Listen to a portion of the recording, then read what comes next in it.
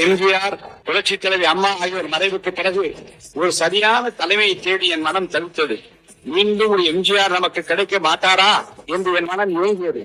அந்த இயக்கத்தை, அந்த தவிப்பை போக்கிய மாபெரும் தலைவர் தான் நம் முன்னாலே அமர்ந்திருக்கின்ற வாழ்வில் எம்ஜிஆர், மக்களின் மகத்தான தலைவராக பரிணமிக்கும் மாண்புமிகு முதலமைச்சர் தளபதி விஜய் அவர்கள். அவர் எனக்கு மட்டுமல்ல, நாட்டு மக்களின் குறைகளை தீர்க்கிற, தண்ணீரை துடைக்கிற, தமிழக மக்களுக்கு கிடைத்திருக்கிற மாபெரும் சக்தியாக இதெல்லாம் இங்கே பாராட்டி பேசுகிறீர்களே. வந்தார், எதிர்கட்சிகளை எல்லாம் சந்தித்தார். ஒரு புதிய கோணத்தில் அவர் காட்டியிருக்கிற அரசியல் பண்பு இன்றைக்கு எல்லோராலும் பாராட்ட பெறுகிறது என்று இந்த அவையிலே பாராட்டினீர்களே. இன்றைக்கு காலையிலேயே போதையில்லா தமிழகத்தை உருவாக்குவதில் நான் முனைப்போடு முன்னிற்கிறேன் என்று உலகத்திற்கு காட்டியிருக்கிறாரே.